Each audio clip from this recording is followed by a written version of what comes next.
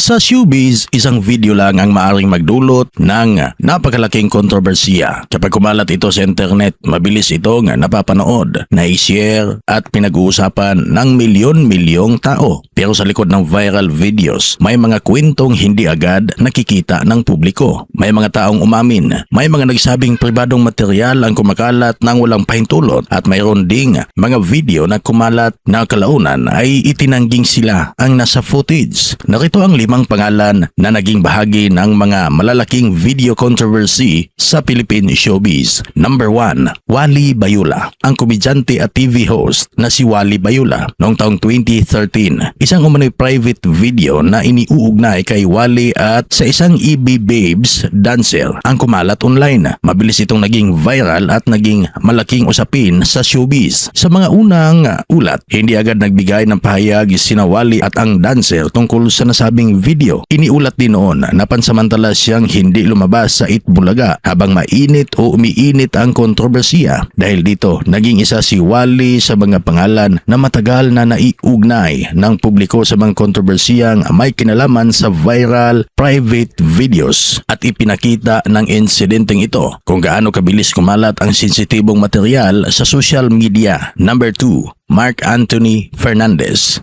Noong 2024, naging usap-usapan online ang isang pribadong video na iniuugnay sa aktor. Sa halip na manatiling tahimik kalaunan, ay nagsalita si Mark tungkol sa kontrobersiya. Ayon sa kanya, o ayon sa naging pahayag, nagkaroon umano ng problema sa kaniyang cellphone at may mga pribadong material na napunta sa internet. Naging malaking usapin tuloy na hindi lamang ang video kundi pati ang privacy at kung paano nakakalabas at kumalat ang personal na files ng isang tao. At gaya ng ibang kontrobersiya, naging mabilis din ang mga reaksyon ng netizens. Kung pag-uusapan naman ang pinakakilalang video controversy sa kasaysayan ng Philippine showbiz, number 3, Hayden Ko. Noong 2009, sumabog ang tinawag na Hayden Cam controversy. Kabilang sa mga babaeng sangkot sa kontrobersiya ay si Katrina Halili na nagreklamo kaugnay ng umano'y pag-record ng kanilang walang kaniyang kaalaman at pahintulot. Dahil sa lawak ng pagkalat ng video, umabot pa ang usapin sa Senate investigation.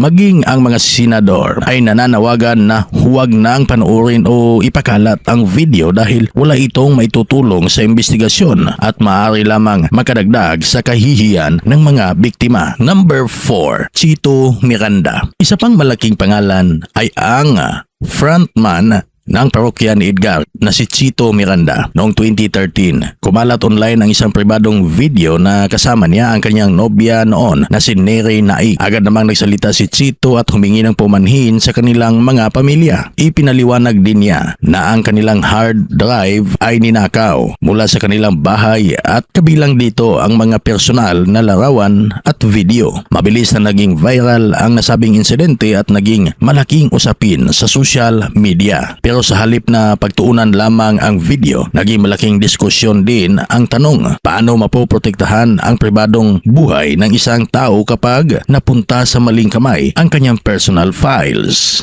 At ang panglima ay si Piolo Pascual. Noong 2007, kumalat ang isang umano'y sex video na sinasabing nagpapakita kay Piolo. Ngunit marin itong itinanggi ng aktor at iniulat na peke ang mga larawan at video na kumalat at iniuugnay sa kanya. At ng kalaunan ay ito nga'y napatunayan na isang fake o peke.